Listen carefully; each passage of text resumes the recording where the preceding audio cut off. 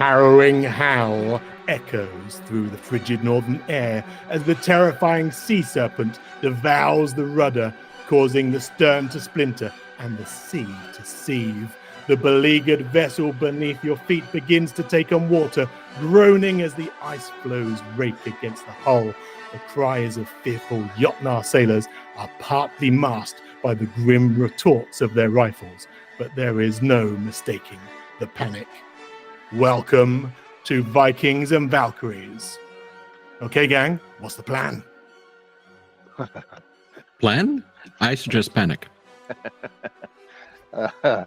Okay, so we're all on the boat, and is Joe... Well, I suppose we ought to introduce Joe. What I was trying there was a cold open, as they call it in the biz. See, it was a little pun, because not only was it cold, it is cold because you're in the middle of the Arctic. Nice. So that was a scene setter for you all. But though we do need to introduce Joe. Joe is the author of the comic Vikings versus Samurai, and he's joining us today full of Drenga and Bushido.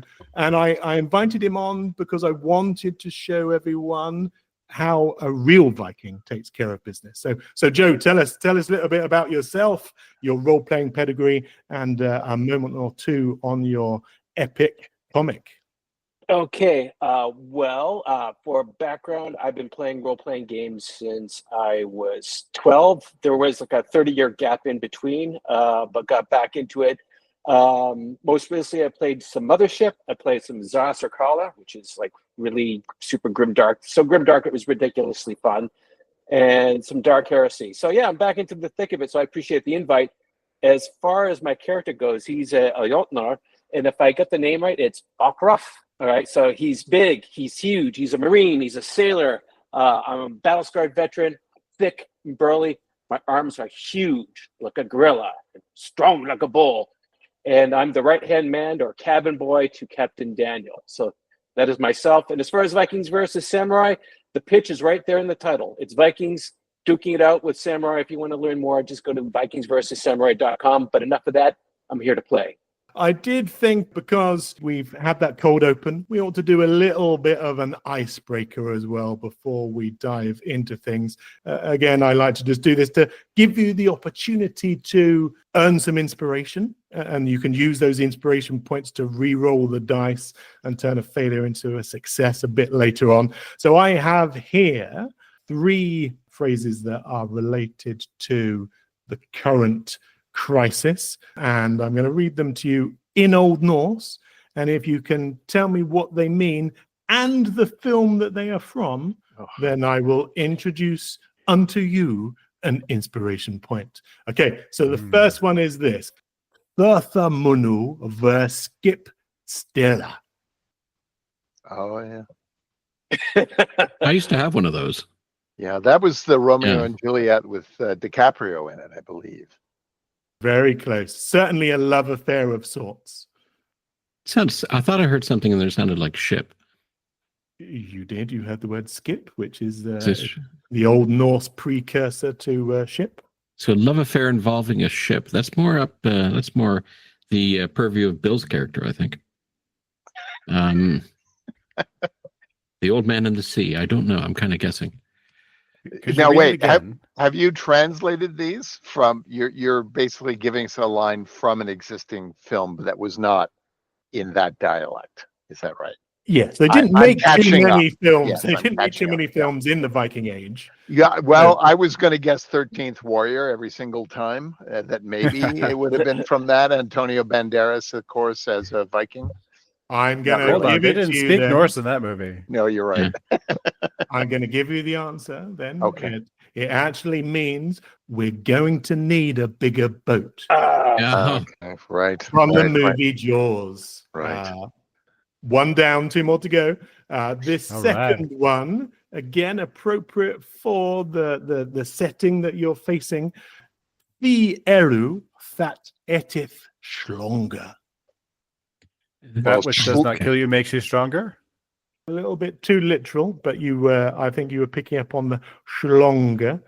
Try and bring it back to what you're currently dealing with, the storeworm. I'll give you a little clue. Is it a beach trout? we're back to beach trout again. It Yeah. is very good. You were very close, but I'm still not going to give you any inspiration. You always say very close. It was. Yeah, and It we're was, nowhere near. why does it always have to be snakes from Raiders of the I Lost? actually was Ah. close. Okay. All right. And one last one, which is Aigi Eru, better Velmenen leiter fuat. A good. Well, I Old know, Norse but I word. don't. I want to give everyone else a chance. That's very Thanks, kind Bill. of you. Yeah. I think now would be a good time to specify that all of my research that I've done is about Viking invasions in France and England, where they didn't leave anything written behind. So Old Norse is not my forte. I can do French and Latin, but You study the interesting stuff. I study That's what what I'm other hearing, people tell yeah. us. No. Any Uh, takers? Not a clue. Sorry. That one is. These are not the droids you're looking for. Oh my word. Oh, wow. Ah. Yes. There was an All of Old these- Norse word for droid? What? Velmenen means machine man, right? This being a very Old Norse, being a very poetic language where they just splice words together, Right. And so they do a lot of those compound words, and it is perfectly possible to take those old movie phrases, that one from Star Wars, obviously, and translate them into Old Norse. To be fair, CJ, don't think that I was able to do that myself. I had the help of an Icelandic professor of medieval literature.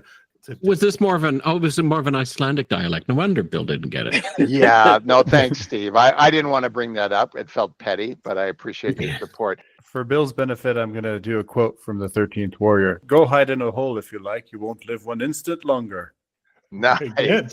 Yeah. Very good. I will translate that to Old Norse in the background. Now, all right, we will resume with the action. Like I said, the harrowing howl has echoed through the frigid northern air. There is a thud, and the remnants of your former friend Eric splatter onto the deck. Daniel, the head man, roars as he turns around and he sees the huge stallworm rising above the boat, dripping with venom and seawater, and he cries out, "How fucking dare you! I'm the king of the bears!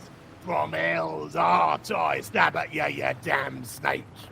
Now, we do have a little bit of rolling to do, I'm afraid, because this is a frightening beast, and it was also quite a traumatic event to see your friend gruesomely snatched from the deck and crunched into bones. Above the table comment. I feel like we're getting used to this sort of event now. I was thinking exactly that. Even You get used to it after a while. Yeah. Aaron and Yomi are going, well, there you go. Fulfilling I their wouldn't. purpose. I wouldn't want you to get complacent, but I What will was his name? require. Eric? Yeah.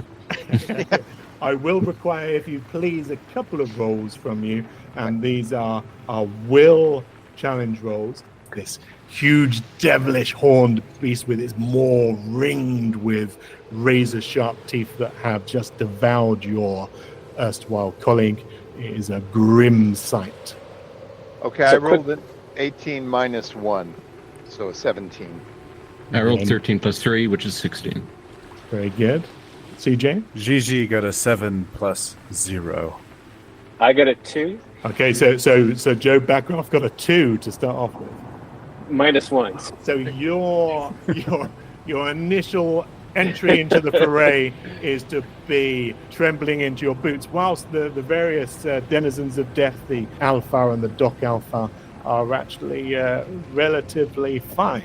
DJ, in the interests of being a generous games master, I will remind you that your gift of nature for being a Yofa is to have the steadfast ability. You can you can counteract that frighten trait. Oh, I get to roll again. I will take it. 3. No better. Well, I did try and I'm make throwing a man this of thing you. out. Yeah, you tried. I did try and make a man of you, but unfortunately, That was no use whatsoever. On the back of that, CJ, this was your esteemed friend and colleague. He's never again to see his like. That's going to cause you trauma. So if you give me yet another will challenge roll, please. 19. You aren't going to take any extra trauma, but for the next 3 turns, you are frightened. That means that when you do anything, you're going to do it with 3 woes. The same applies to you, Joe. So whenever you're going to roll a dice 20, you're going to roll 3 dice 6 alongside it, and you're going to take the highest of those numbers, and you're going to subtract it from your dice 20 roll. That's the way that wheels and woes work, right? As a swing of the pendulum. Steve and Bill, you have got a kind of steely gaze and a resilient carapace. You're used to this.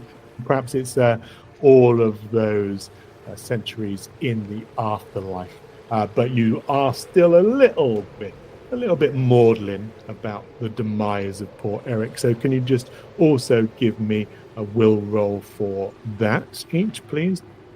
A will roll, you say? A will roll. Yeah, 3 minus 1. And 18. Steve is like a man of steel. Well, Like he's rock. he's Stone. I am, yes, the rock. Heart of stone, exactly. Bill, I'm going to give you 1 trauma. Perhaps the various bugs that chitter up and down your body have more of a conscience than you do. We've heard a little bit from Daniel, who has yelled at the beast. He turns to you, Gigi, and he says, "Fucking hell, I'm choked for you, mate, but do me a solid and lug it in the cake hole."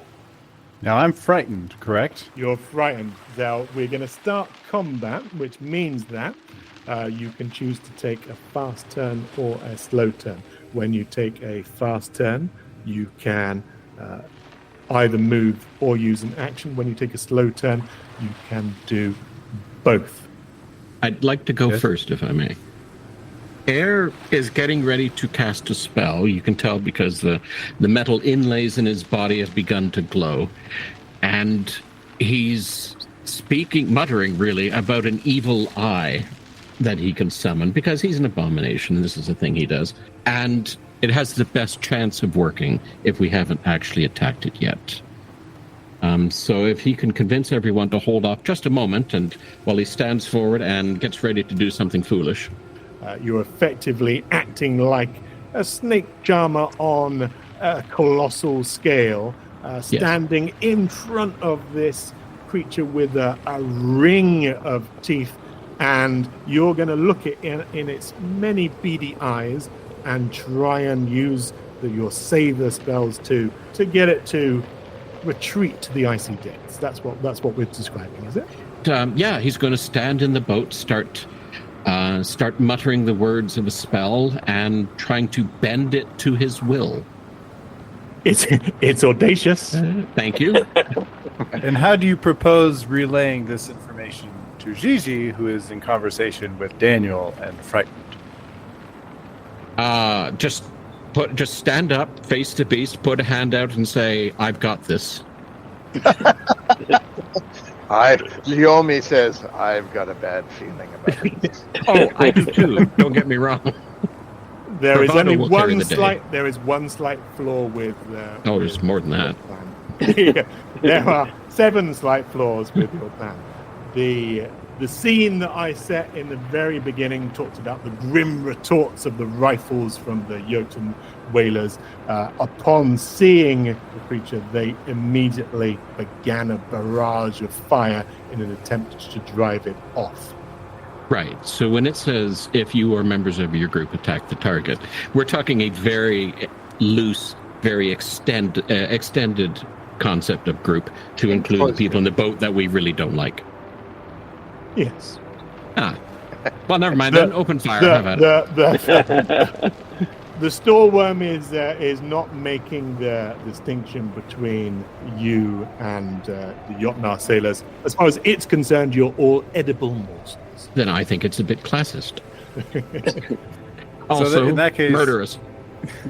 In that case, Gigi will look at Daniel and say, "You're the one who said you wanted to stab it. Go stab it. Wow. Don't look at me, governor. You clearly said you wanted to stab it. You should go stab it." You got claret all over your clobber, chief.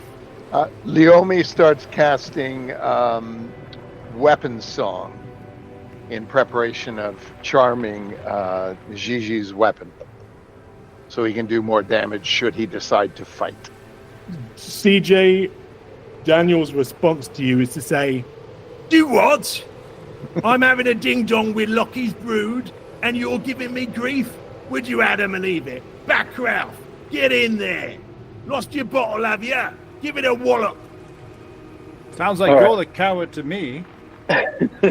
Uh-oh.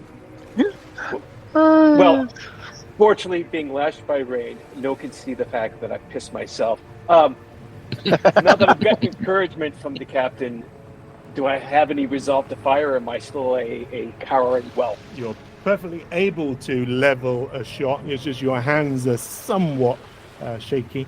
You're fumbling as you reach for the rifle and adding in the ammo. All right. So I'm going to grab one of my crewmates and use them as a shield and fire off a round with my rifle. Give me a slight roll. All right. So I got a 17. So +1. Did that make? Oh wait. Don't I have to roll my 3d6? All right. So I got a 6. That was my high roll. So that takes me down to like a 12, I guess, right? In which case, you fire high and wide. The shot misses the creature, although it does fix its row of beady eyes on you, staring malevolently in your direction as if you might be its next meal. All right. Well, the person I'm using as my crewmate that I'm using as a shield, I'm pointing at him like. You've obviously learnt from listening to previous episodes that is generally what these guys do.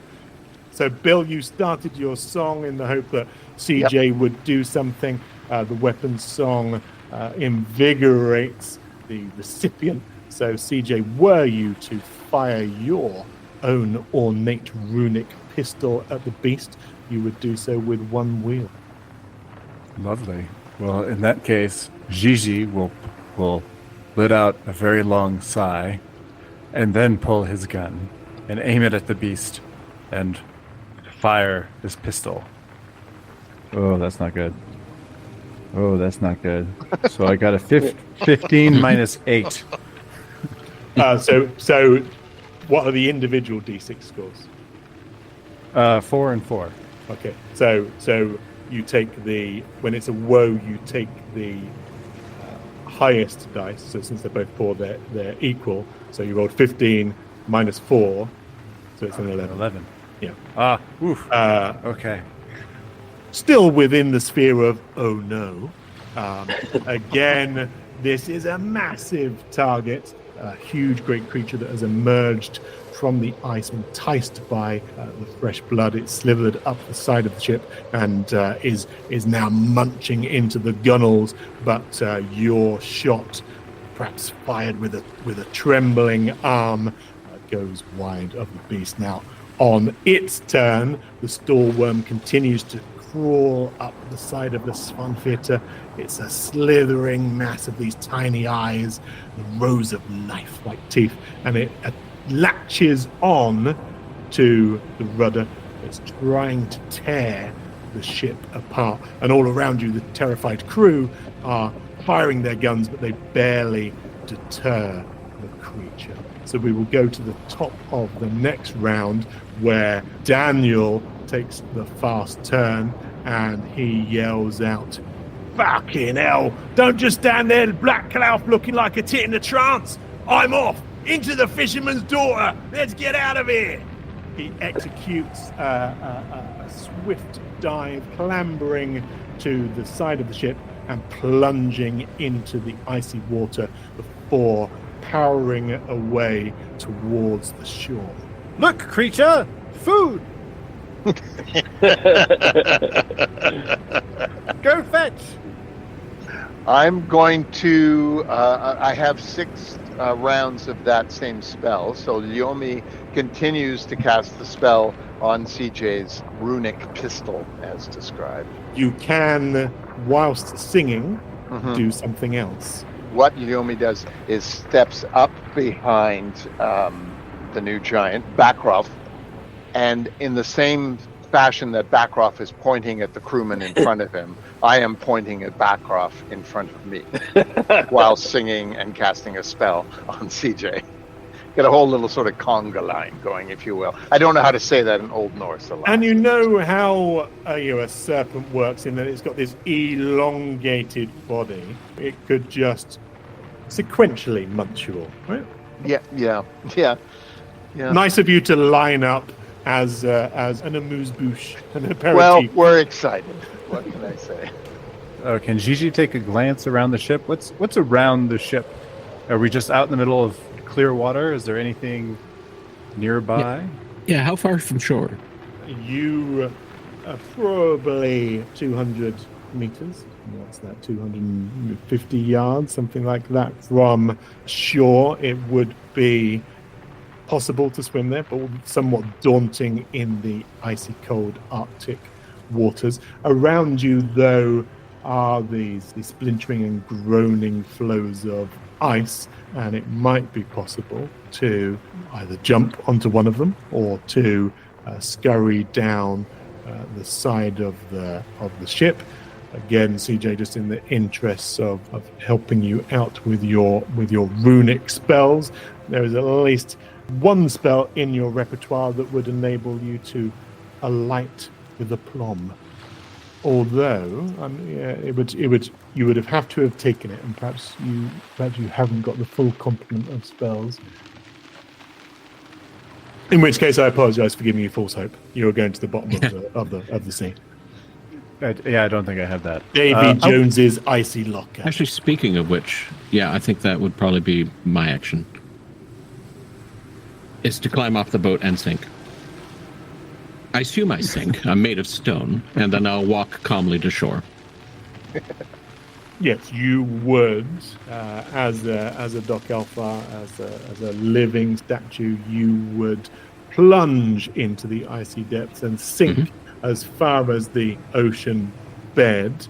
Now, whilst you don't need to breathe, I think that the frigid water would have something to say. You're not immune to the cold, and you might just freeze down there for all eternity. A new type of cage for you. So just give that a little thought as to whether you think that's entirely wise. Well, it'll be above freezing.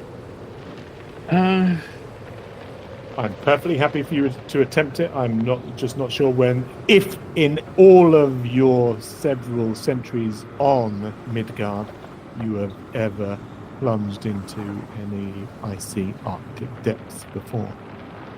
Well, he did jump off the troll's tongue that one time, but he probably broke everything at the time, so I'm not sure if he would have experienced the cold in quite the same way. Some of the other Jötunn sailors around you are doing exactly what you just suggested and are either dive bombing or cannonballing into the water, casting aside their rifles in fear and panic, perhaps discretion being the better part of valor. They are all swimming their way to shore without so much as glancing back at you. What's Lyomi doing? Is he still standing there trying to helpfully point out other people as targets? Well, and I'm also essentially blessing Gigi's weapon. Okay. Well, I do have a spell that would do something fairly effective, I think. So Gigi is going to go, I remember now, and cast sharp runes on his own pistol. And here's what Sharp Runes does. Mark the target weapon or loaded ammunition, so I guess he'll do it to the bullet. And cause it to become highly penetrative for the duration. Whenever a creature attacks with the weapon, gets a 20 or higher on its attack roll and exceeds the target number by 5 or more, the target of the attack takes 2d6 extra damage. Lovely. I worry that this thing has maybe hundreds of hit points, but I guess we don't know. Roll like the wind, GG. Let's find out. Hey, so do the woes count if I roll a 20? Mm-hmm. Oh. Be a wind lord. Would that be a critical success? Critical success? Yeah, different game system, man. You can't. Well, I didn't get it. So you can invoke the lords of D&D, lords of Waterdeep. This is D&V. So unfortunately, I rolled a 7 with my woes. Would you like to describe how far wide the shot goes? Perhaps it ricochets off a nearby iceberg. He almost hits Daniel. who's busy freestyling his way to shore. All right. So, Steve, did you decide on your action, what you want to do? No, I'll just sit and wait and see what happens. An alpha of action. Joe, what is Bakrauf thinking right now as the stallworm devours the rudder and begins to gulp down huge chunks of timber? All right, you tell me if I can pull this off. What I would like to do is, I'm still throttling my crewmate and using him as a shield. I'd like to fire off a round and then jump off the ship and use my crewmate as a flotation device. You can certainly attempt that. The first thing that I'm going so you want to fire first? Yes. All right. So make your roll. All right. Abba takes a hot lead. Oh man, I got a 5 -1 minus. Let's see, my woe. Oh, I'm like a -1. So good. So whilst the boat doesn't need any more holes, you managed to put another one in the deck. Now give me we're going to make a might attack roll. So this is one that is opposed by your former friend, who is not best pleased about being dragged around like a human shield and tries to both avoid your grapple and grasp and also struggle back to place you in front of the beast instead. All right. Do I still have to use my woe roll for this as well? You do. Luckily, he's also equally terrified. Having a beast of myth and legend emerge from the depths is enough to cause anyone to have conniptions. All right. Well, unfortunately, I am at a 4 with my woe roll. So I did pretty piss poor.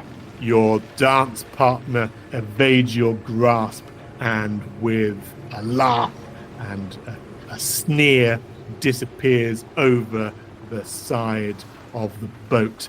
The stallworm itself now begins to constrict the hull, much like a serpent would, with its coils tightening around the vessel, splintering the wood. Now you realize that you are the only crew members left on board the Svanvita. Everyone else has had the good sense to dive into the Arctic waters and make their way towards shore. Now, it's not to say that the beast might not pluck them from the water, but right now it seems intent on smashing the boat to smithereens. The hefty mast is ripped to pieces as if it were a matchstick. Round 3. So it's not attacking us yet. Do you know that scene in Jaws where it kind of takes out the back of the boat and then Robert Shaw's character slides down into the mouth? Doesn't necessarily need to attack you if it can shovel you into its maw, using gravity as a scooper. Nice. Is there a large piece of ice I could stand on, or Gigi could stand on? There's certainly one that you could attempt to vault on. Are my rock and tree friends still nearby? Are they still on the boat? Yeah, for now. I'm gonna. We're considering options, I would say, at this point. So she's just gonna turn to them and say, "You rock man and you tree man, there's ice there. Jump! Let's all jump! Go!" And then I'm gonna use my turn to leap off the boat onto this piece of ice that is however large you have not described, in the hopes that we can get off this thing. You can spy a fairly substantial piece of ice that would be, let's say, the size of a garden deck. So something you could land on quite comfortably, were you able to make this slight roll, showing off your nimbleness, your dexterity, your poise and grace under fire. If Gotchgarth can give me a slight roll again with those woes, unfortunately. Oh, I got a 19 and my first roll was a 1. Oh, darn it, 6. But even so, 13 is enough, whilst it wasn't quite the Olympian dive that you might have pulled off were you back at the All Asgard Games. It's certainly functional, and despite almost losing your footing as you go over the gunnels, you land on the ice floe, and you may wish to punch the air in triumph. Yeah. All right. All right. Leomi, you next or me? You can go ahead. Okay. Don't forget poor Joe. Just because Bakrauf is new to the team, you can't just. Well, he seemed, biggest and most able to survive a giant serpent. So, that's. Yeah. Go on, Joe. Go for it. Yeah. Joe, you need to give me a slight roll if you are escaping over the side. All right. I got a 3. I'm not having the best of rolls today. The Norns are not smiling on you today. There's an Old Norse phrase: "None shall outlive the night when the Norns have spoken." And Joe, it's not looking great. You splash heavily into the water. Perhaps it's a belly flop, and you immediately begin to sink into the icy depths. If you would also give me a might challenge roll, exactly the same thing again. And I tell you what I'm going to do. I'm going to remove the woes at this point, because we're going to say that the icy water has done a lot to bring you back to a full alertness. Right into the drink I go. And I got a 10. Which is just enough. You managed to just rest one of your huge muscled gorilla-like arms on the ice floe, ready to pull yourself up next turn. All right, Steve and Bill, Air and Lumi. Right. The last 2 people on the ship. Steve sitting there like Rodin's The Thinker. I felt like I was... I talked myself out of it before, but you know what? No, I need to actually try this. We're going to stand up in the boat. This is a slow action, right? So it's action and then movement. Yep. So the action is going to be, screw you, giant worm. We're going to try to force it to my will, and what happens, happens. We're going to cast Evil Eye on it. We're setting new standards for bravery here. Sure, let's call it bravery. And so that's a wits attack. I understand I get 1 woe because we've been fighting it. At the same time, I'm deep-minded, so I get 1 wheel. Oh. So on the face of it, it looks like a flat roll. It looks like the mathematics might work in your favor. I don't know if I'd say that, but they may not be sharply against me. Okay, so you are making a wits attack roll against its will. Yes, that would be a 7. Well, that was worth a try. The storeworm, glittering in the winter sun, simply continues to hiss and chomp its dead yellow fish eyes staring in your direction. It seems almost to not have noticed your attempts to ensorcel it. Then I will say, screw this, in a loud, clear voice. and hop to the nearest ice floe. Or try to. Give me a slight roll. This should be good. That would be 9. Road 11 minus 2. Narrowly. So narrowly. Because you need I'll take it. 10. So you edge to the side of the vessel, the Swan Theatre, with your sailor staff in hand, preparing to jump to the nearest ice floe.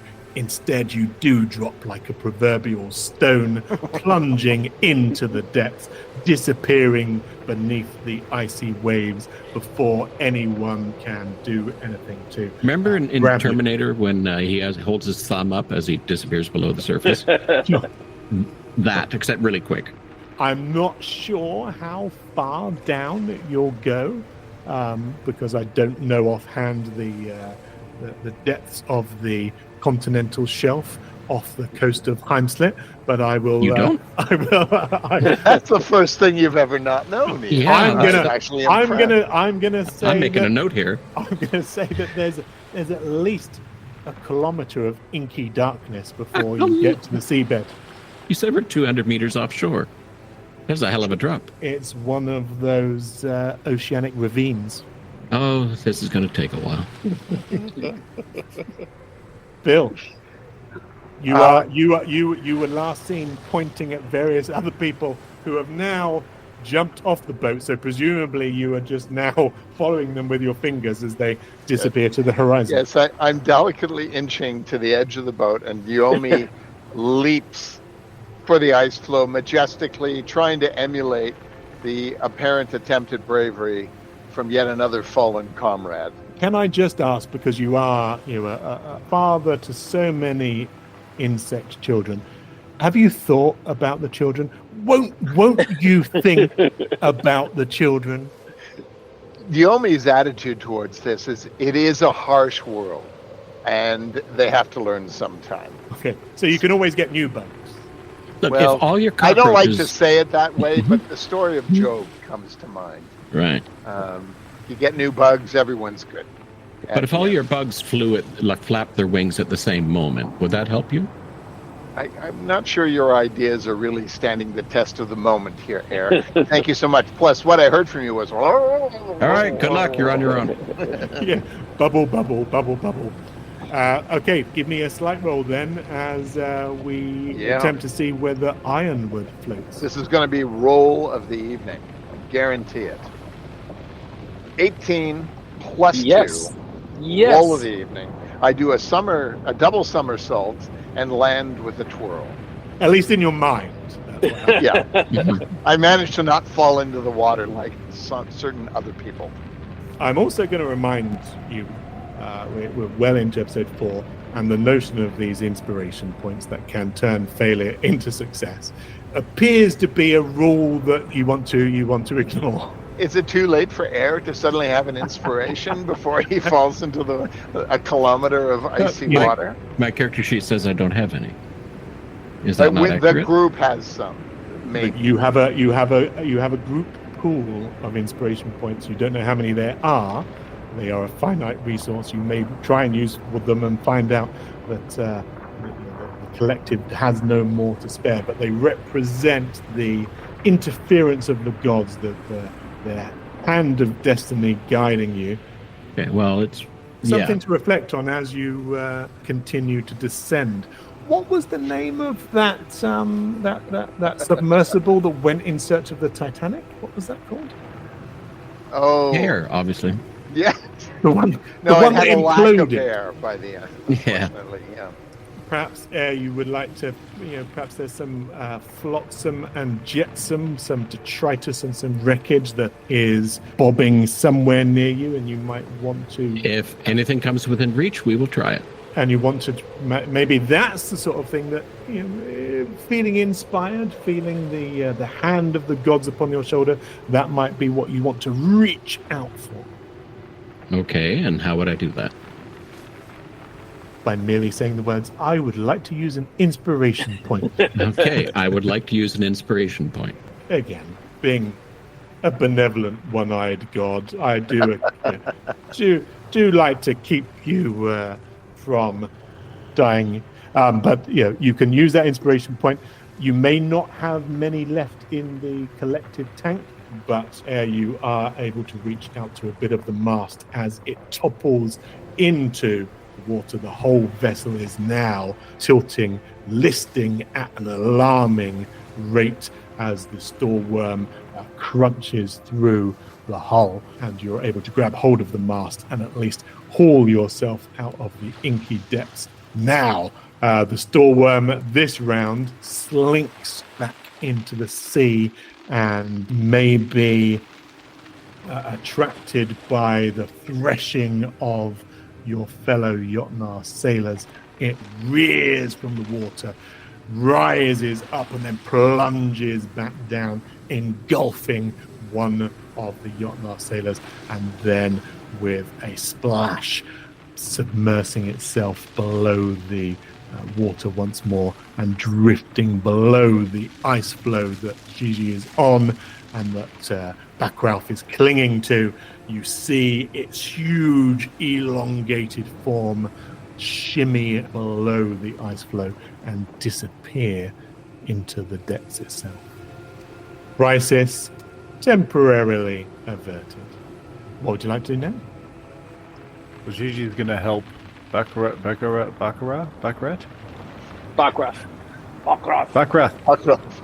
going to play a game of cards with him. I have a good head for names. Backdraft. He's going to retire and make some vases for us. Let's get him onto the snow floor. I'm gonna help him out of the water and onto the ice with us. Well, couldn't we use a tree man to swim ashore? There's enough room on this ice for you. Let's get you dry first. All right then. So what's around us? I mean, we're on one piece of ice. Are there more pieces of ice? Do they lead anywhere? You're on one piece of ice. You could, with a hop, skip, and a jump, perhaps make it all the way to shore. Well, several hop, skips, and jumps. Some of those platforms may well be more precarious than others, but it's not beyond the realms of possibility. There are also plenty of other ships in Daniel's fleet that were out there, the whalers that were herding the pod of whales to shore, and you're fairly sure that if you raised the hue and cry and hollered loud enough that someone would come and pick you up from the ice flow now that the storeworm threat has abated. If Captain Daniel's nearby, he would be my top priority. I would like to snatch him and pull him onto the ice floe with us. And that is very thoughtful. Daniel, having leapt into the water, is well on his way to shore. All right. And because they're hardy Jötunn souls who are used to these Arctic temperatures, they probably shrug off the effects of the cold. But when they are on land, you'll notice that they daub themselves in blubber and fat in order to get warm very quickly. As you do. So let us shimmer dissolve. Let us assume that a whaling ship picks you up, heralded by Bakrauf, who as a kind of first mate can ensure that you all embark safely and are brought to shore. And whether you were clinging to a mast and rescued, or whether you had pirouetted gracefully onto the ice floe and stood there looking sublime and Olympian, either way you're brought on board the rest of the whaling flotilla and brought to safety, where on the shore you are met by Daniel and Daniel's cohort. Fucking hell, Bakrauf, you're a proper diamond geezer, eh? Last man standing. That's right, Captain. Oh, should have been you being going down with the ship, last man and all. Ah, that's as maybe. We're all killers on land and sea, kings and serpents all. Well, what are your orders, Captain? Now, I promise these fine gentlemen a feast. That's what's the order of the day. I've been told I've got a great skaldic poem coming to me. Something that honors me old man in a fitting tradition. And besides, I still want to get my hands on all of that Lovely gold under the tundra. I wants the land deed, and you are gonna get it for me. Lovely. Have you taken the intervening week to compose your skaldic verse? Oh, for This is Gigi's Daniel, promise. yes. Yeah. This is, Absolutely, he thinks. well, that's CJ I- desperately scribbling in the have background. I have it right here. yes, it's ready to go. I mean, it is a spell for my class here, so I'll just cast enthralling performance. Wonderful. Very, very Brilliant. sly. All right, you are led back into the town of Spitborg, and you will be relieved to know that Daniel turns to you and says, I haven't seen anything quite like it outside the funny farm, but you did all right by me. I lift the curse, the land spirits, and the peril that they have caused is undone. Ah, thank you. Now, I can't wait to hear about this poem. See, to my understanding, to produce a mighty book, you must choose a mighty theme. No great and enduring saga was ever written on a fucking flea. What have you got? Tell you what, give me a few minutes. While we've been out getting the blubber pot filled, well, the rest of the fellas, they've been on a bear hunt. And we're gonna have a right old feast. Right old knees up. There's gonna be more than you can possibly eat, all laid out in front of you. What do you say to that? Sounds wonderful. Set the mood.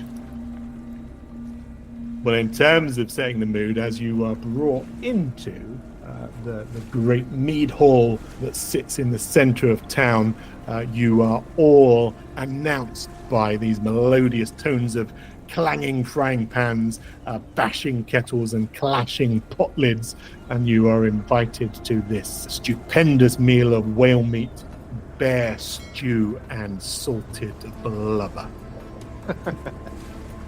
Now, Joe, this is obviously a hearty repast for most people, but for you, this represents weeks of effort and the borderline starvation that your people have suffered.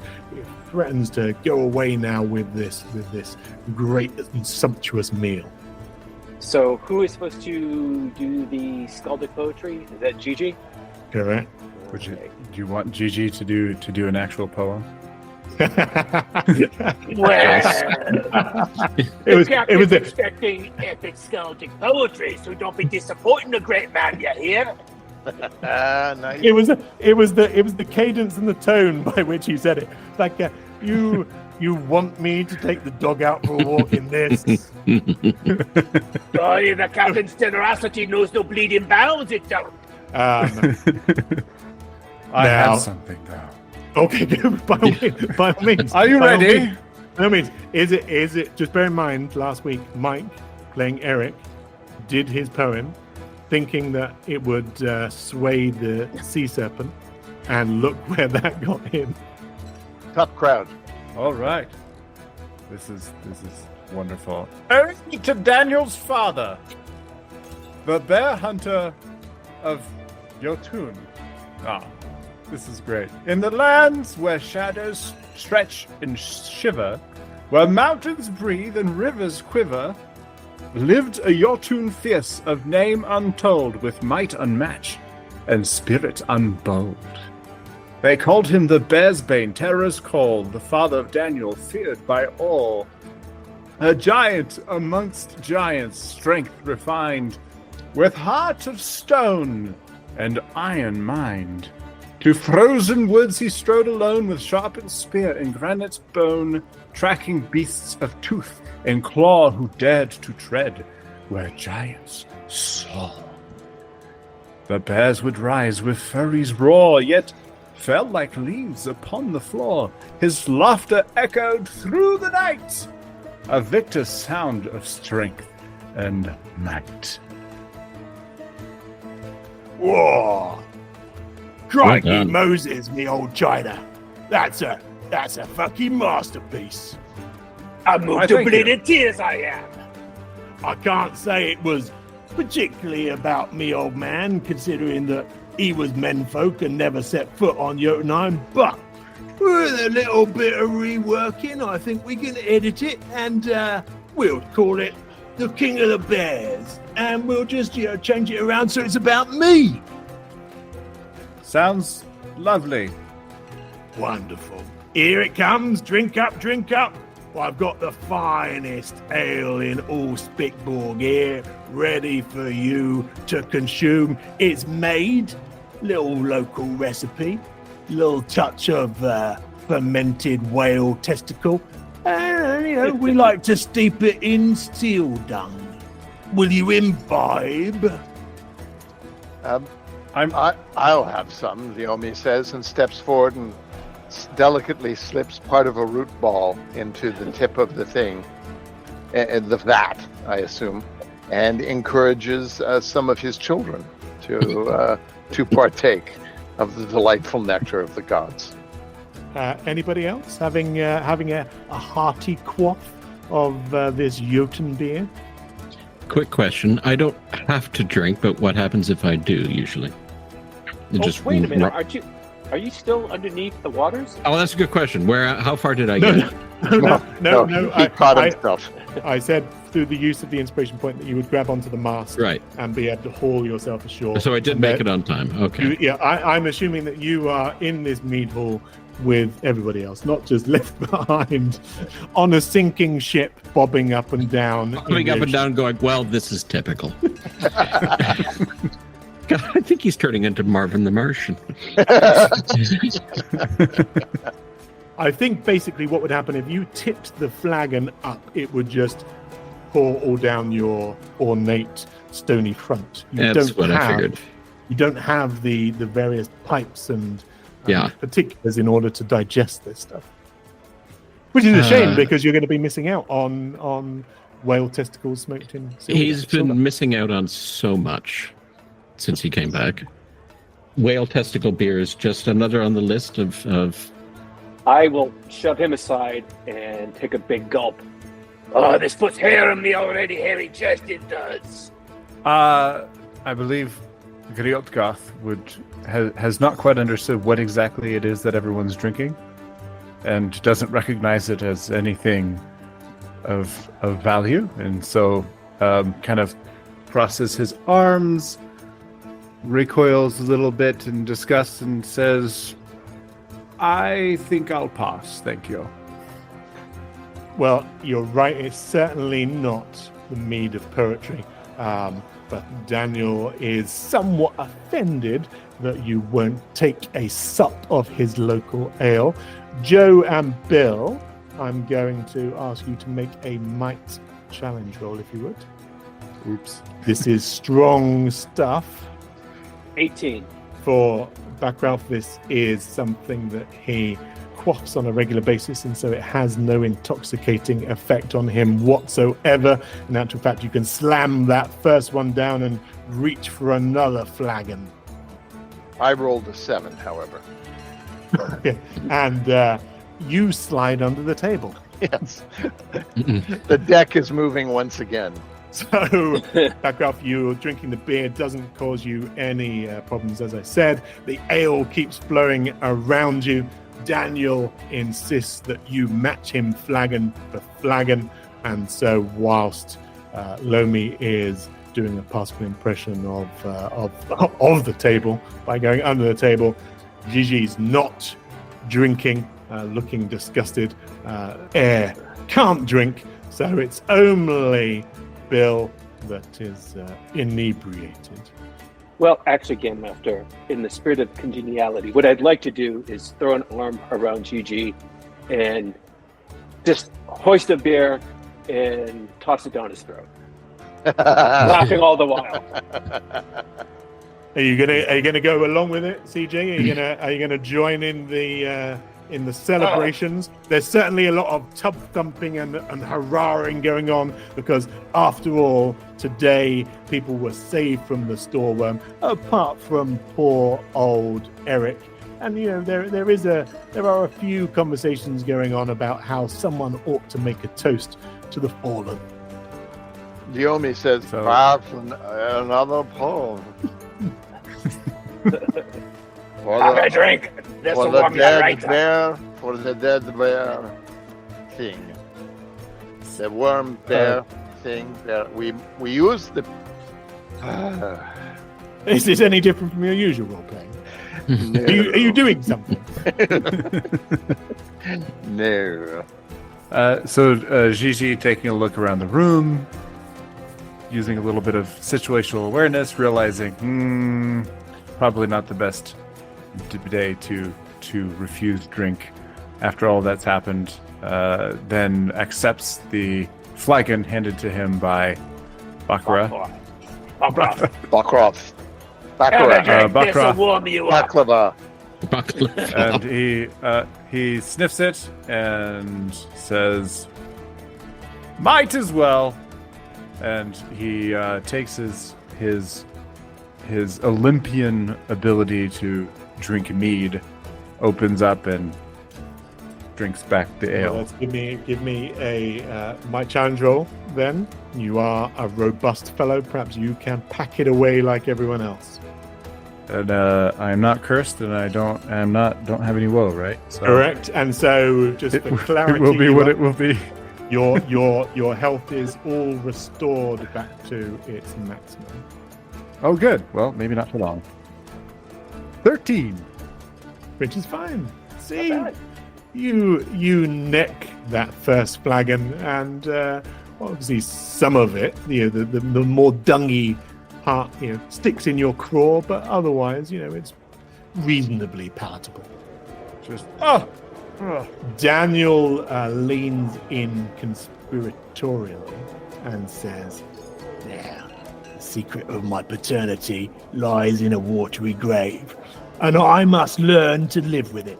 But we got to put our thinking caps on. How do we get hold of this land deed? It's worth a fortune. All of the riches of the Arctic Circle, and it's mine, all mine. I'm willing to cut you in." Well, you see, you must understand that I've only met these things recently. This deed that you speak of is not something I'm aware of. You must speak with the tree man. He will have your answers, but unfortunately he looks quite incapacitated. Perhaps this would be a conversation best resumed tomorrow. I expect that the bear eats a lot. The bear's ice. Very, very, very helpful. He says, "We're going to have to put our thinking caps on, come up with something. See, weren't always like this. Back on Jötunheim, I had a vision. Great bear rose out of the sea, it did. And I heard voices telling me to arise and devour the flesh of the bear. And Daniel, I took on the name from the Christian holy scriptures, like a nom de guerre, began to trace my roots. And that's how I found out that my dear old papa and his illustrious lineage, well, they owned this whole land. My mother told me, she said, I was the king of the bears. And then that's exactly what I've styled myself. One of the things that occurs to me is that there's a couple of things that you had set out to do. The first is to stop the bear hunt, which has obviously gone on because you're now eating lovely bear steak. I had remembered. maybe a little fricassee bear steak. And the second thing is to fill the blubber pot. Oi, Captain! Did this lot say that someone nicked the deed? That's fucking right. They've half-inched it. Someone has. Any idea who? Well, I was hoping that they could tell me before the gods have their way. You've seen the red scar in the sky, have you not? I don't know what's coming, but be what it will, I'll go to it laughing. Maybe we should put Daniel in touch with Finnbogi Asbjornsson. They'd have so much to talk about. I know Naomi? full well Wakey. Oh. Finn Bogey as Bjarnason is. No, You know him? Naomi Oh, has. we know him. Oh, thanks, Naomi. So, is the good captain familiar with Finn Bogey? That's right. We sell him bears. We're not just hunters down this part. You see, we recognize that the bear is a majestic beast, a noble spirit. We're not just in the business of slaughtering them. The reason why we imbibe the bear is to take on its spirit, to take on its magnificence ourselves. Could you turn into a bear? Are you Do having know a someone who giraffe? could? Listen, most of me and my fellows, Bakrauf included, are devout Ostarans. The Isbjorn are a symbol of rebirth. Do you know that bear cubs are born shapeless? Their mother gives them form, licks them into shape. Just like Christendom reforms and regenerates the sinner, like you fuckers. Well, when a jötunn captures a cub, it cements his legitimacy as ruler. And that's why we do a little bit of a trade. You know, we capture the bear cubs, the adults, a different matter, obviously. But the bear cubs, I sold some on to Finn Bogey not so long ago. You know, by eating the bears, we become closer to the Lord Almighty, that big fellow upstairs with the beard. I'm trying to put this together in my head, and I'm having trouble with it. Little bit of theology too much for you, is it? Above the table, Steve. Yeah. The Alfar back in town, the one running the temple for the bears, he Oldinger. wanted us to get. Say the name again, Ian. Sorry. Oldinger. Oldinger. He wanted us to try and get the Jötnar to stop hunting and eating the bears. Then there's the connection back to Finn Bogey from these guys. Maybe, I don't know if we try and go after Finn Bogey in court again. Probably not. No. I don't know. Yeah, I can't see that either. What's I thought I had a Finn thread there. Yeah, I thought I did too. What's Finn Bogey's angle? What would he think? What does he think about these folks down here eating bears? I don't remember if he's upset about it or not. The only one that is upset about the barbarous practices was Oldinger, the Alpha priest at the Temple of the Bear, who laid a charge upon you to stop this benighted dark practice. That's going to be an uphill climb. There's a lot of them and not a lot of us. Yeah. Not nearly enough of us. Well, but then there's the deed at issue, which I'm hoping one of you remembers sort of kind of where it went. Gigi has no idea. Gigi is just... Well, again, above the table, this is the first mention of the deed is when Daniel started yelling about it. That was not something we found. It wasn't something we saw. So by sort of deduction, I think we've reasoned that it was probably on the person of Bjarni Bjarnason who got flung off a cliff. Even if the story is real, I'm still not clear on how Bjarni is the father of Jötnar. Would you care to ask? Go on, discuss his parentage. How long does the ale last that I took such a big drink of? That's why I'm doing all this above the table stuff. I'm unconscious. Yeah. You get some Dutch courage in you. You can do it. All right. Okay. And scene. Naomi says to Daniel, how is it that Bjarni is your father? I don't understand. Not man, he's man. That's another not man. It's very confusing. Don't think too fucking hard. That's my 11th commandment. And kip when you can. That's my 12th. Anyways, I was born Bjarki Bjarnason. My mother, she divorced Bjarni shortly after the evacuation of Kongstein, threw in her lot with the emancipation movement and delivered her unborn son to the cause. I became a berserk, fought in the battles around Hitborg, And then, when the war was lost, we came here, travelled through the greenways. The troll wives, they found us a way here. And Yes. this deed, you have seen it with your own eyes? This is something that is a known quantity? Or is it a story? Just asking for a friend. Quantity, I really liked. Have I seen it with my own mince pies? Can't say I've actually touched it myself, but all of the fellas, tell them, Bakrauf, we've all heard about it. We've all heard about how Bjarni Bjarnason has got this deed. Me old mum, she told me all about it, told me I was a prince in waiting, and that when I returned to this land, I would claim my birthright. Blood and soil. Bakrauf, but before I met the old man, you went and done him in. Fucking hell, it's enough to make you turn to the bottle, innit? Let's get bladdered. Wait, Captain, seems simple to me. We're gonna track down your father's body, let him rest in peace, and nab your bloody deed. That's some good thinking. But here's your problem. The Svanvita is at the bottom of the fisherman's daughter. We ain't sailing nowhere. And these lummoxes chuck the old fella in off the troll's tongue. How are we gonna go and get him from down the bottom of the inky depths, eh? Wait a minute. The metal man. We just toss him down. He'll can get it. That's some good thinking, like a fucking anchor. We just tie a rope round him and use him to go fishing. Bloody right. I think there's something in that. You know, the means are perfectly sane. The motive and the object are a bit dodgy, mind.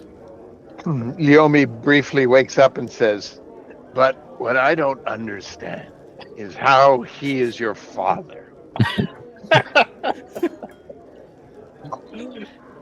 Fucking hell, come down to me manor always looking for a Barney, ain't you?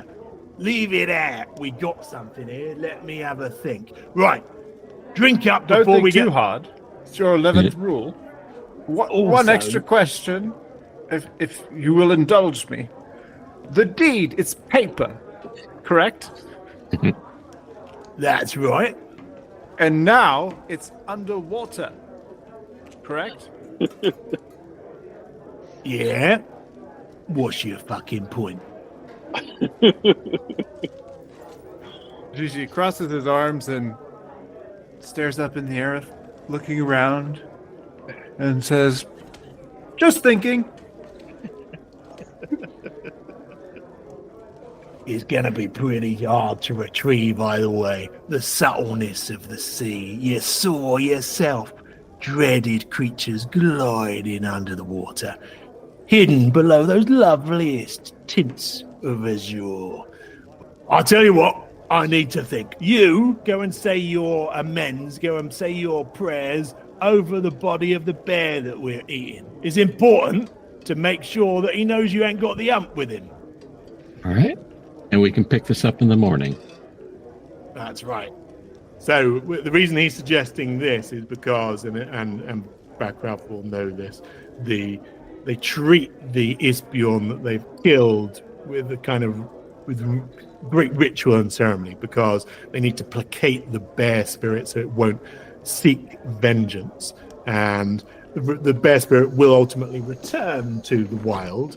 And so when they honor it, that spirit will tell other bears about its treatment, and they'll allow themselves to be hunted in the future. That's at least the theory. So the dead bear bones are outside. They're tied to a brass ring, and some of the Jötunnar are singing to it in a ceremonial way, as if to mollify and placate that spirit. And you're invited by some of the Jötunnar priests to contribute to that and to convey your contrition, or at least to say just how tasty the bear was. It laid out on this rug just outside the mead hall. Again, it's the middle of the Arctic summer, so the sun is blazing bright in the sky. It doesn't offer much warmth, but the bear's carcass, the bones are lying in front of you, and the priests expect you to say a few words.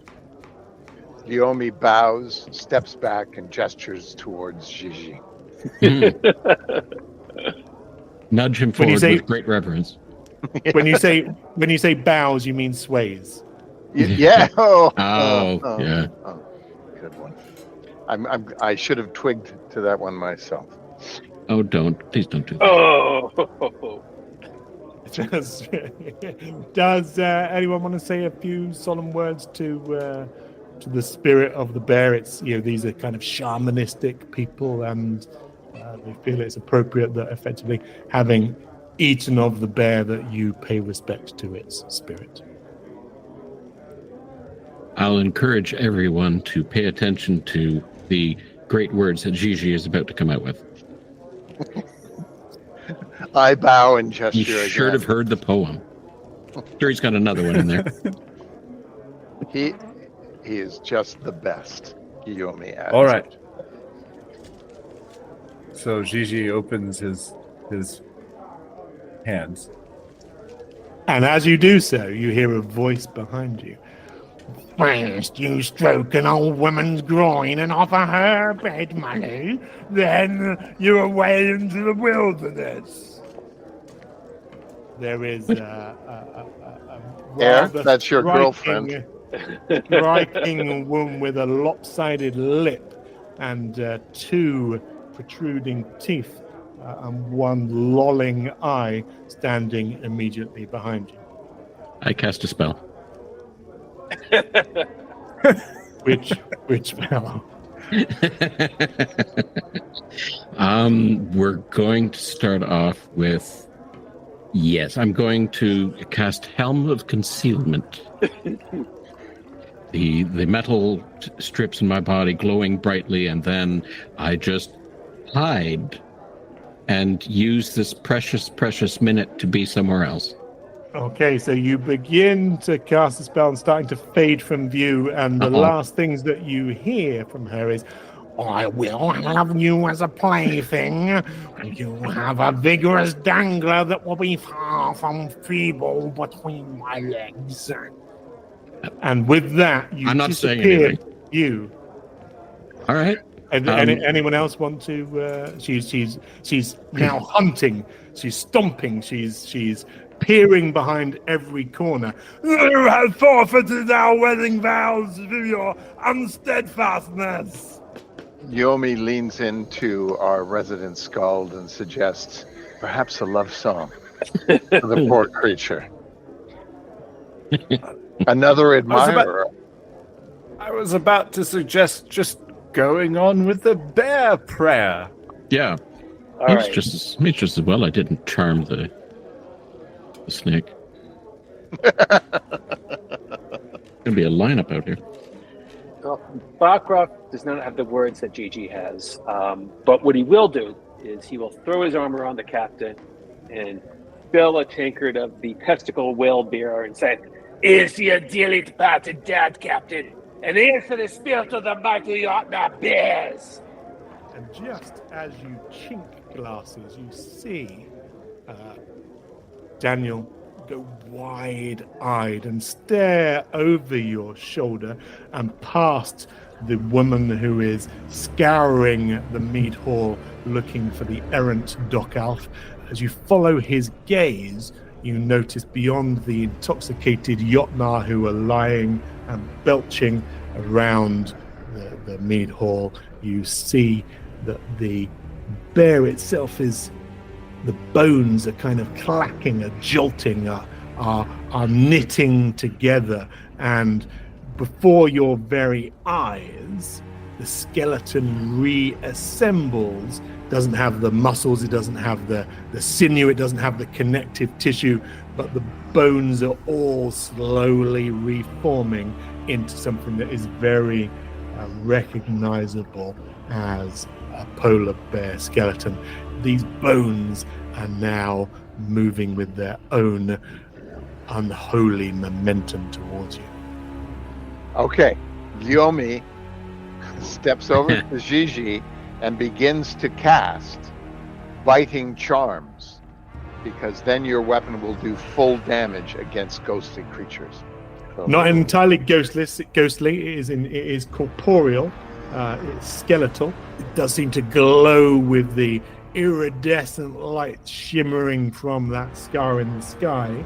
And before you cast that spell, I would like you to all make yet another will roll in order to deal with the terrifying sight of this haunt, this undead beast rearing from its ritual grave. Well, as my first GM used to say, have dice, will roll. 16. 5. 18 minus 1, 17. I have a 5 as well. Not my day for rolls. There should be a special title for this episode. Rolls of the Damned. So let's deal with those one by one. Rotgarth, this time you have found yourself made of sterner stuff, and you stare down the empty eye sockets of the skeletal bear, gazing into the void beyond with a chuckle. Lomi, I'm assuming that you're too drunk to care. I mean, I've seen a lot. Even just today, there's been a lot. I kind of like the whale testicle beer, and I'd really just like to have more of that.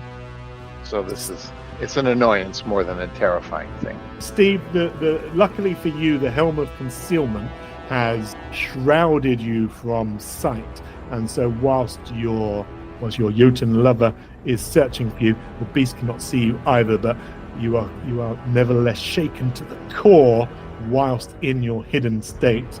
I'm going to ask you to Actually, make... It's not the bear I'm scared of. Good. I'm going to ask you to make another will roll, if you wouldn't mind, for trauma purposes. For God's sake, Steve. Big number. Come on. 9. I'm going to add 3 trauma to your total. No, that's not great. 3 more to his 3 total? more to his total. I'm at 7. You're also, for the next 9 rounds, you have the frightened state. Luckily, most of that you will be hidden.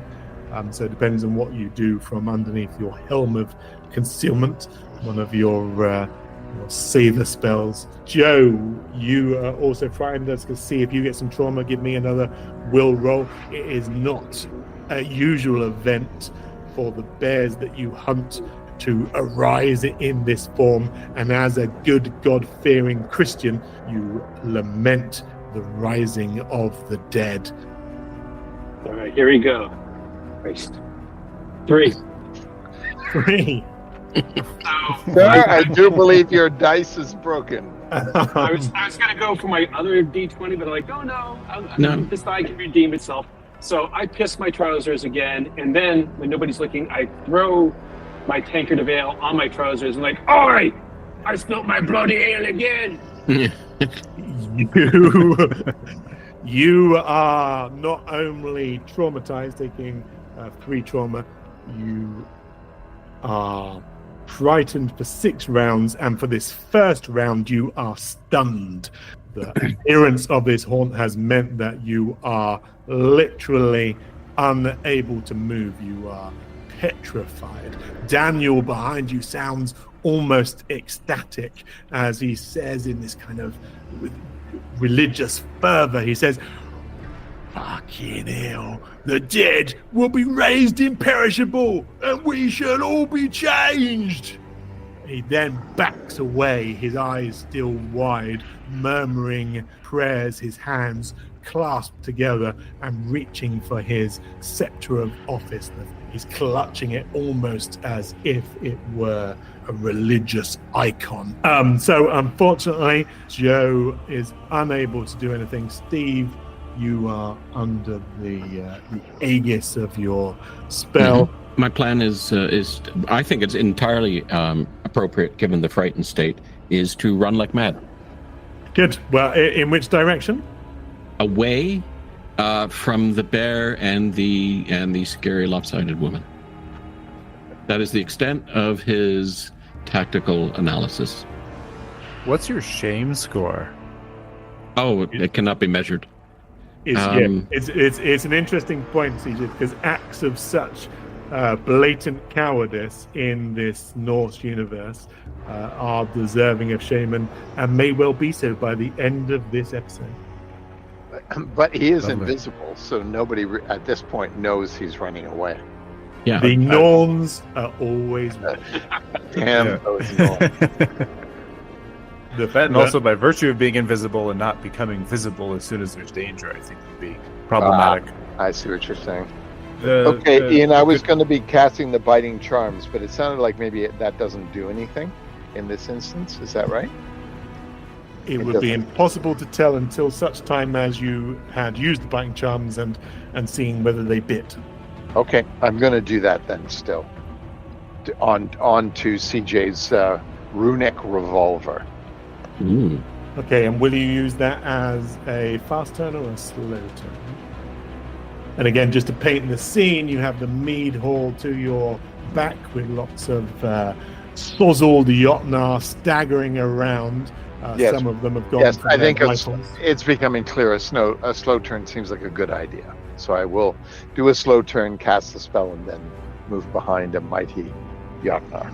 So you're going to head back into the mead hall next to the roaring fire that accompanies all of these feasts. Mm-hmm. Next to the vat of testicle beer, if possible. Sure.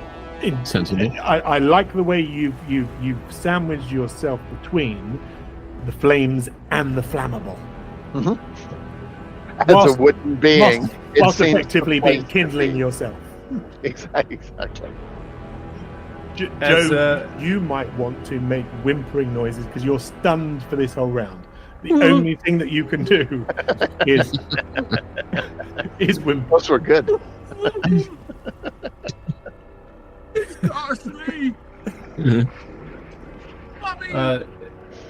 As a congregant of the Church of the New Gods, would Kriotgoth recognize this magical creature as anything other than just a resurrected pile of bare bones?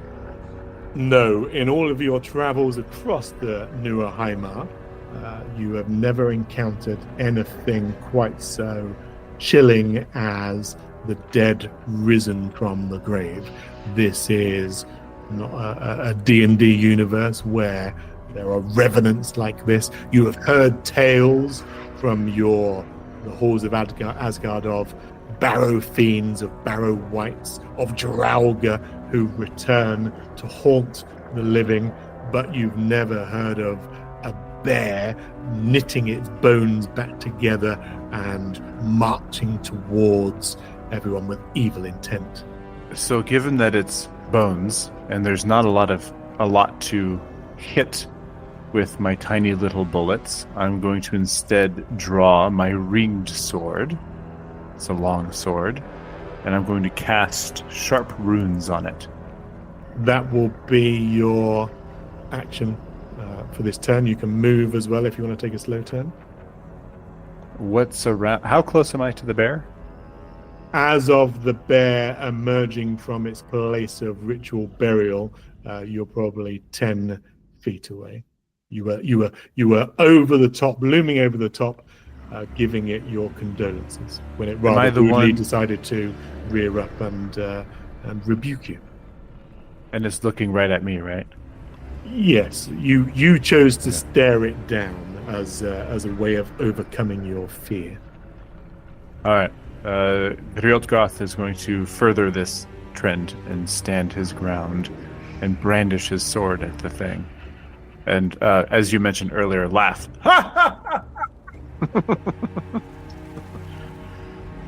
All right, so you do have two spells active on you now. Oh, hang on, you've got the biting charms, and then what was it that you were casting? Sorry, you were just roaring your sharp runes. Sharp runes on the sword. Right. However, you use sharp runes once, so you have to use a victory rune, which is your other one, right? You've got the Siguruna, the victory runes. They can be cast. You've used your sharp runes for today's casting. Ah, yes. Didn't you mention that we were healed, though? Did we not get any rest? You didn't get any rest. The curse was lifted, and so that psychic pain went away. Ah, okay. All right, I misunderstood.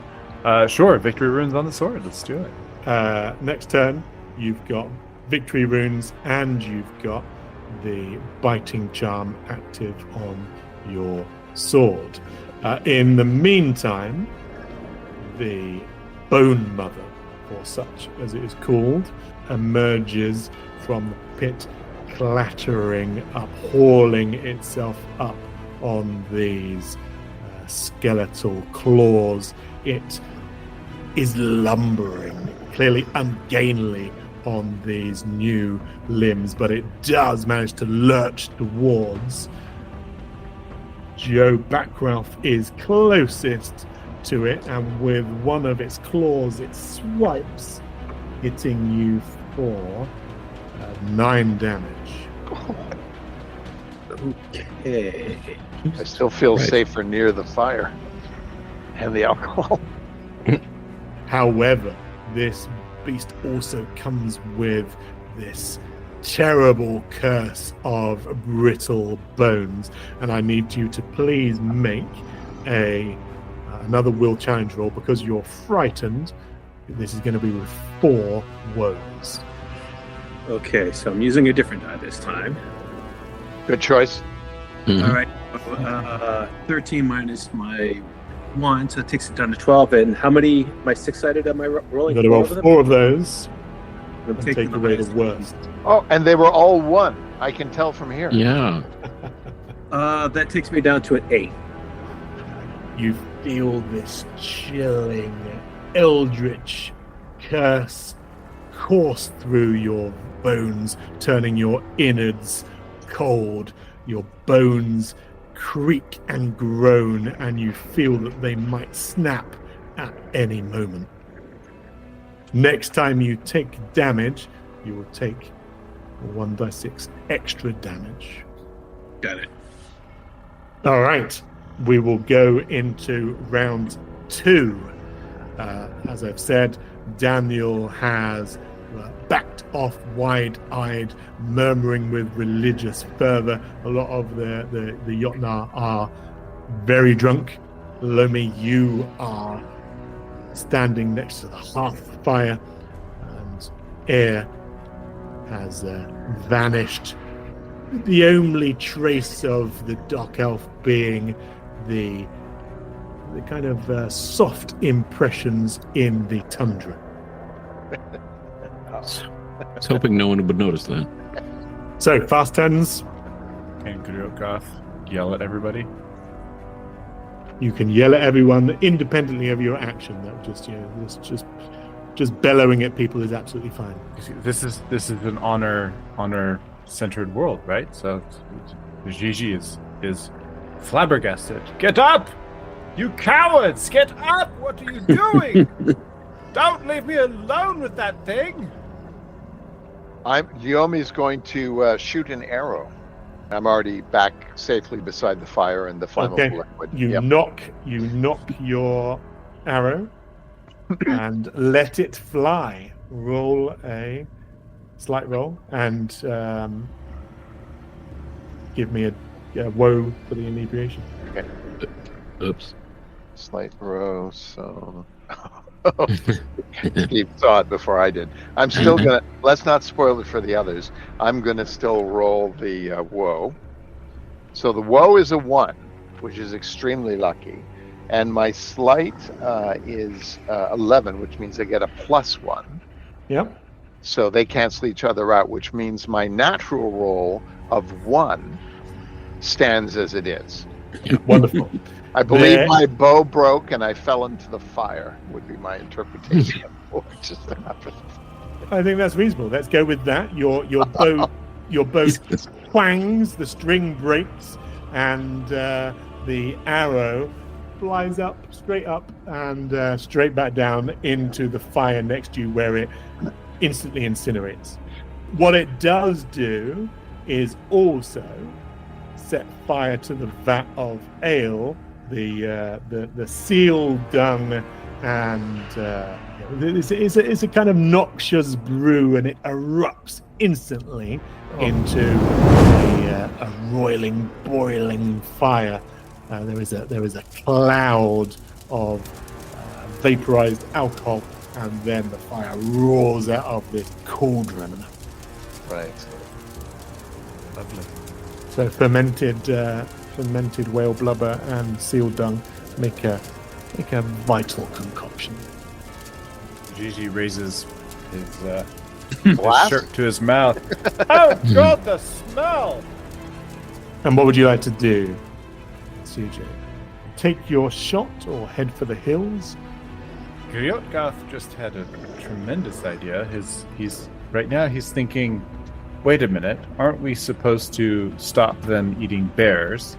And now there's something that is more powerful than them that could potentially be helpful. So he's thinking, maybe let's not hit the bones, and let's see if I can't encourage the Jötunnar to try and put up a fight, and see if that could go our way potentially, since there's no hope of getting a paper deed from the depths of the ocean. So I'm going to, Gigi is going to do a slow turn. How far is Daniel? About 10 yards. Can I make it there on a slow turn? Yep, your move is 10, I believe. So you would run up level with him. Yep, run up level with him, grab him at the shoulders, and shake him and say, "Get it together, man! Fight this thing! Rouse your troops, and I shall sing for you!" Give me a will attack roll. This will be a social attack roll to see whether your insistence and your charm overcomes his natural panic at this state of affairs. I get really excited because I thought I had a plus on will, but I don't. It's a +0. 16. That's Still pretty good. you have roused him from his kind of torpor, and he says, "Fucking hell, swerve me. Path to my purpose is laid with iron girders. My immortal soul is fucking fated to run." Well, shit. Well summarized. You might find that Bakrauf is able to lead a charge as the kind of first mate. Well, not my current state. I am gibbering right now in fear. I don't know what true. That gibbering is true. sounds But, like. but you do have. It is your turn if you want to take a fast turn, or if you want to move and take an action, that will be a slow turn. In order to escape, because you are in close proximity from the Bone Mother, you will need to use the retreat action in order to not take an attack of opportunity. Well, let me ask you this, because I'm still frightened for another 2 rounds, this being the second round. Am I able to do that, or am I just in such a state of fear that I'm rooted to the spot? No, you can certainly back away as your retreat action. I'm going to do that. I'm going to do that.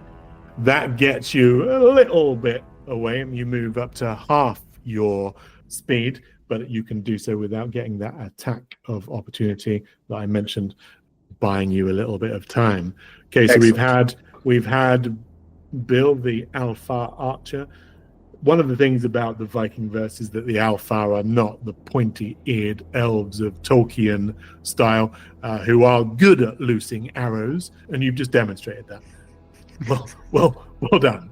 CJ, you're trying to slap Daniel around, and he's clearly thinking about it. He's in 2 minds, and so because you were successful in your role, while he is equivocating, you may find that he is stirred into action next round. Steve, how are those hills that you're hightailing it to? Are they scenic? Yeah, I mean, do they have undead bears and enormous lopsided women in them? How she found us here, I can only begin to guess. This is where she lives, right? This is the town. Yeah. Love will find a way. No, I thought she... Wait. I thought that we charmed her when she came. Oh, she came from here to cast the curse on us, so she actually lives here, and we came straight to her hometown. So we are geniuses. So Steve, clearly you were looking for her. Yeah. As air is yeeting off into the hills, pennies are dropping for him. He's having epiphanies. Perhaps you should take up jogging because it's obviously good for your mental keenness. So we will go to the bone bear, which then charges. And unfortunately, Bakrauf, you are still the only person in its immediate vicinity, and that has done you 11 damage. Oh, okay. Plus, I have to roll an additional 6. So, a 1. Okay. So, that takes me up to... That's 12. Oh, that takes me to 21. So that brings you... So your damage is now equal to your health. Yes. Now, this really is where we determine whether the fates are smiling on you. You are incapacitated, and when you are incapacitated, you must make a fate roll to see what happens. So the bear barrels towards you. It clatters into you again with its claws ripping at your hairy hide. Because of your brittle bones and the curse that was laid upon you, you succumb to it more than you would have done otherwise. If you roll a d6 for me, and I will tell you what the result of that is to see just whether the Norns are smiling and whether you are a favorite of the gods. I rolled a 2. The outcome of that fate roll is that you fall prone and slump into unconsciousness. You will die in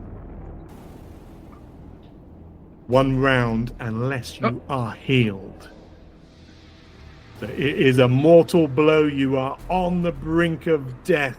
You are slipping away to, I would say, Valhalla, but as a good Christian Jötnar, you will ascend the stairway to heaven unless someone can heal you in that short space of time. Hold on. One question. Yep. Is it possible, before I slip into the inky depths, can I apply an energy burst to myself to heal myself? Or is that off the table? No, that's fair enough. You can indeed use a triggered action to give you the energy burst. So we will rewind a little bit, and energy burst as a triggered action enables you to get back 1/4 of your health. Nice. All right. I will take it. So you're back to 5, right? Well, the margin is 5, something like that. Roughly that. Yeah. Okay, 5. I'll take it. So the bear barrels towards you, its claws slashing at your chest, but somehow you find inner reserves. I think that describes it adequately. While it's doing that, I probably fall back and just instinctively use my energy burst to heal myself enough, and I roll away, hopefully, and feigning death. Hopefully the bear will think it killed me. You are coursing with adrenaline, which keeps you from death's door. I think we are now moving to the top of the next round, so round 3. Daniel yells out to his various Jötnar, most of whom are not much use, but he says, "Lure the bastard in here! We have to set fire to it! Lock it in the meat hall! Bakrauf, get back in here!" Right. Luckily for you, perhaps you can glean the scope of his plan. You are in what is effectively a burning wooden building, and perhaps it will be possible to bring the creature inside and have everything, the flaming debris, topple on top of it and take it out. May well be more effective than the odd arrow. Or do carry on, because it was almost like Alexander the Great was It was demonstrating. epic. It was epic. In its own time. Actually, I'm okay. So I have tree sight. Yomi has tree sight. So that means I can find hidden or invisible. Does that mean that when Air did his little trick, I actually was able to track him? Roughly? Correct. Using your tree sight, which is an ability to detect all kinds of chemical disturbances and fluctuations in air pressure, all of those things that the senses that a tree might have. Yes, you can get a good sense of where Air is. Furthermore, Your Honor, I posit that, can Yomi see anything from his current vantage point outside of the building? Can I see any features roughly in the direction that Air took off to? Air would be heading out of the whalebone gates that act as the grand entrance to Spickborg. Otherwise, the tundra is flat, lone, and level. And so but amidst the smoke, which is now beginning to build up around you from the flaming alcohol infusion, you would see, yes, a stone figure tramping across the tundra. Singing, then, I begin to cast Secret Path, aiming at the bone gate. Okay. How did that grab you? Very good. So, Secret Path entices with your Alpha singing. The Alfsonger entices the spirits of the land to show you a path to safety and to hasten your footsteps towards that location. And so you may, on your next turn, because you've basically conjured the spirits to create that path for you, you may proceed along it with alacrity. Of course, your comrades here, should they wish to, may partake of that now, because the spirits are clearly signposting a way to escape. Come with me. I can save us all. So that's one alternative, or the one that Daniel has posited, which is to actually do almost the reverse, which is to bring the bear in. Not the Alfar way, as we have demonstrated repeatedly. You bring him into the mead hall, which is, can very easily be ignited and turn the whole place into an inferno, a conflagration by which the bear may well hopefully be a bit more than singed. Griogoth sees this opportunity, sees the intent behind it, and thinks, wonderful, we have a way out, let's lure the bear, pulls his gun, and starts firing at it to lure it toward himself and Daniel. Okay, make your roll.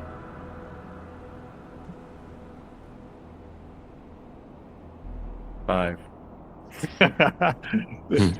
I thought your mic had died. No, I didn't want to say it. This being an audio vehicle, the listeners at home wouldn't have seen your eyes just go to the right and then back again during that very pregnant pause. Your shot rings out loud, but the bullet whistles between the bones of the bearish skeleton, and it continues to lurch forward, scrabbling over the earth. It hasn't given up the chase of you, Bakrauf. Whether you are able to roll to safety or scramble to safety is now up to you. Or do you want to do something suitably heroic and bring the bear into the mead hall, since you are its current prey? All right. So here's the plan. I'm going to run to the mead hall, lure it in, and hopefully the minute it plunges after me, I'm going to dart right back out of the door. So here we go. So I'm going to run past the bear and say, "Bull mother, sawed off, you filthy old slag," and run into the mead hall and waving my arms for it to follow me. And then as soon as I get in there, I'm going to duck behind the door and hopefully dart out as soon as it enters. It's almost a foolproof plan were you not under the haunting effects of this emergence of this undead beast which has frightened you. So give me a a slight roll to see if you can scramble away, but make it with the woes. We don't want you to trip at an inopportune moment. 4.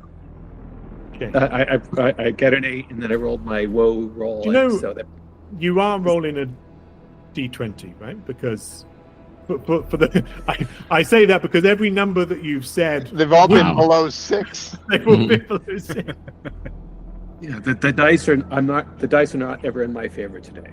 I'm thinking as a group, we should specialize in warning shots and anything that requires low rolls. I think it's where our strengths seem to lie.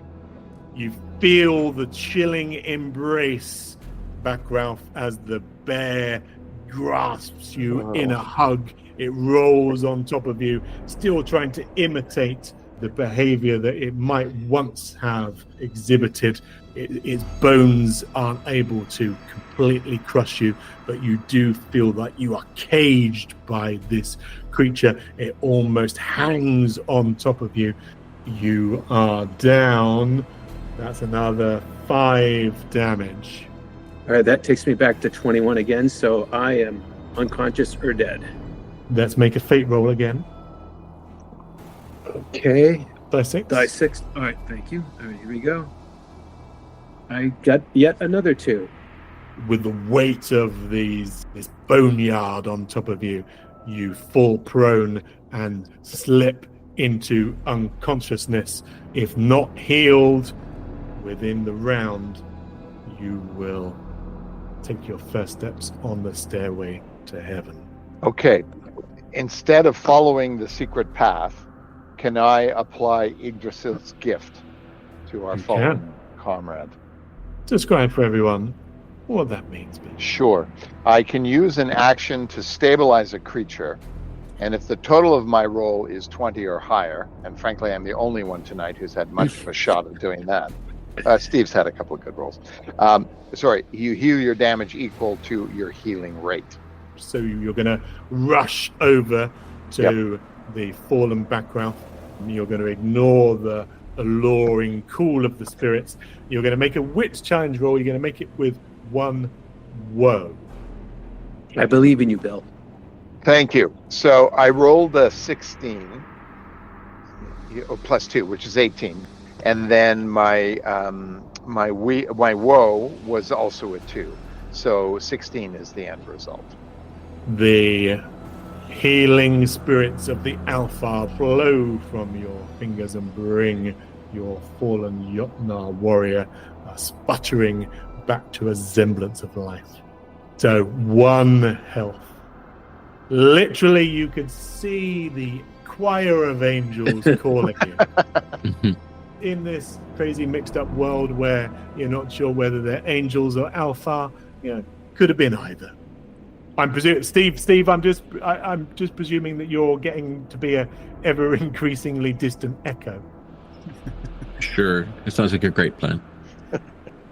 Gilgoth is going to follow suit and sing a song of praise, and that is, I can use an action to heal damage equal to my healing rate. Then choose 1 creature other than myself that is within short range. The target also heals damage equal to its healing rate. Just look at the love that's in the air here as we're trying to. It's a whole new group. Yeah, keep Joe going. That Joe. So Joe, what he's basically doing is he's extemporizing an Edic verse. He's exhorting you to stand again and rise, empowered by the spirits of your ancestors and full of the vigor of tales of old, and you get 5 more health back, so you're back to 6. It's a bit like a yo-yo. Yes. Yeah. The only thing that's concerning me is tactically we are ignoring the threat that cut him down, but details, right? Well, Gigi will end the turn by yelling out, "Bakra, lead it in here!" All right, so we're into round 4. We've never lasted this long before. No, you've normally scarpered by this point. Well, we have some people following the traditional plan. Yeah, you've gone very avant-garde, whereas the Doc Alpha, they believe in tradition. Tradition. There are the proper ways to respond to any given situation. All Absolutely. right, as usual, fast turn, slow turn. Tell me what you would like to do. All right. Am I too close to use my bow? Because I think I'm really mastering it. And I think we said that your string snapped. Oh yeah, shit. Okay. I draw my sea axe then and take a swing at it, for I am a mighty tree and a warrior to guard the young spriglets. Yep, gotta go for it. We gotta bring this thing down. Or we lose our Jotnar. Or Daniel being the headman of a village who's fought in the Jötunn War, who has some kind of tactical nous, who laid out a plan for you beyond. Oh yeah. I mean, literally, it's burn the bear or poke the bear a little bit. Poking the bear historically doesn't work. So okay, yes. But far be it from me, Bill, if you want to draw your slightly large knife. Go ahead. Yeah, I'm gonna try. Sometimes you gotta stand and fight, no matter how badly it goes. Okay, I rolled a 7. You do manage to effectively parry the air. See, getting better. The wisps of smoke that are exuding from the fire that is beginning to burn up the side of the mead hall. You do move some of those around by creating a variant airflow. Well done. I'm having impact. That's the important thing. Griotgarth, seeing this situation unfold, Not brave display. Mighty attempt. It's problematic for him, so he's going to abandon Daniel's side and rush over and place himself between Leomi and the bear. That's what I'm talking about. He's going to say, "Get back!" I wish that had been a more impactful statement, but anyway, and then use an attack, a swing of his sword, to attract the bear, I suppose. I like the commitment to a plan. Stay away from my tree, friend. I need you alive for many reasons that I can't talk to you about yet. And then I'm gonna swipe at this thing. Okay. I'm falling over in my chair. What is it? A might roll? Yep. 2 + 2. Oh my god. We're like we should invert this and go to a casino. I don't know how you do that, but we're really beating odds. So, short version, entire party is dead. Except for air. Yeah, I'm not even going to bother to describe that sword thrust. Joe, what will Bakrauf do? I am no longer afraid, so woes not apply to me. It does not have the full weight of a bear. It's still heavy. I'm going to try and lumber into the meat hall once again with this thing on top of me. Give me a might attack roll. And a drum roll. 20! 20. There we go. Very good. Fortune favors the brave, holding onto the beast, the dear life clinging onto the bones that are wrapped around you.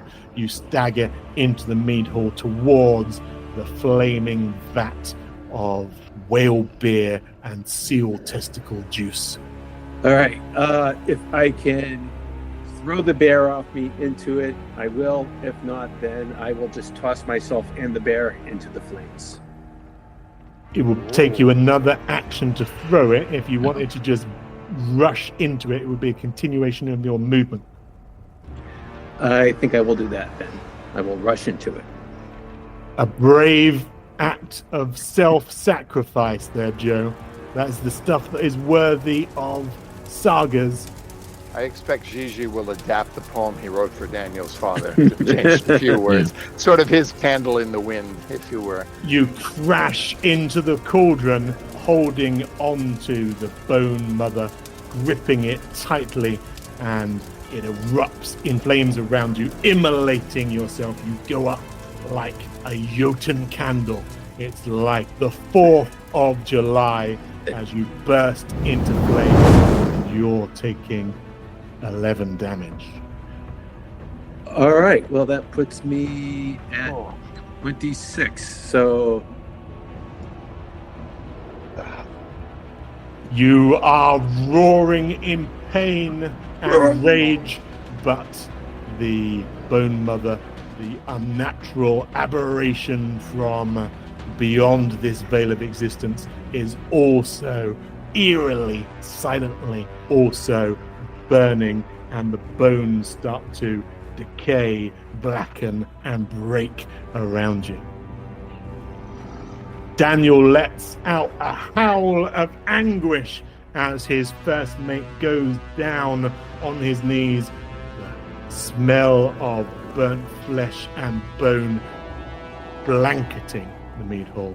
But that is unfortunately that, and Joe, Bakrauf is no more. Leomi starts clapping. Leomi. Bravo! Well clapped. Leomi says, not another one. I need another drink. I did go out in a blaze of glory. You really did. And the Scouts will presumably sing your story for ages to come. Thank you for contributing in such a heroic manner. Now, Steve, what have you got to say for yourself? Is there anyone following me? No. There's about to be. No. There's about to be. But now the helm of concealment is about to wear off. Okay. I will warily make my way back and see if there's anything horrible waiting for me. Your paramour is scouring the hills, searching through the various shacks, leaving no flagstone left unturned, but she has not yet found you. Were you to retreat to your sled dogs, you could mush them and be back along the trails north before she found you, returning to help the car. Or you could face the music. Yeah, you know, as a friend of mine once said when we were playing a game of Paranoia, who the hell am I kidding?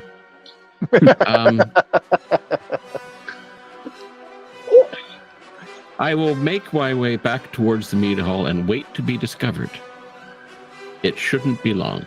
I think in his little time in the wilderness, he's had some time to reflect on the inherent futility of existence, especially this one. I sure hope everything is the party's still in full swing back in the mead hall, and nothing terrible has happened. Yes, exactly. In the brief interlude while you've been away, the whole thing has turned Like into 30 a raging seconds. conversation. And I've been gone, what, 30 seconds tops? Yeah.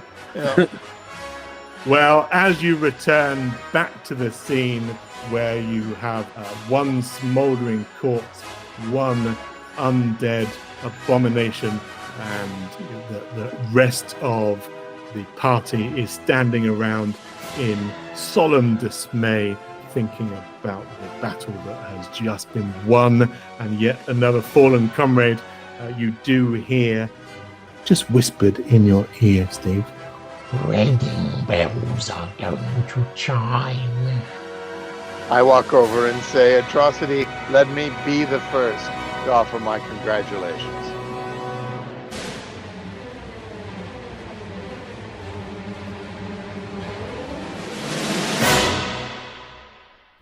The Vikings and Valkyries podcast is hammered together by a dedicated team of Skalds and Smiths. Please don't forget to like, share, and sacrifice to the old gods. Oh.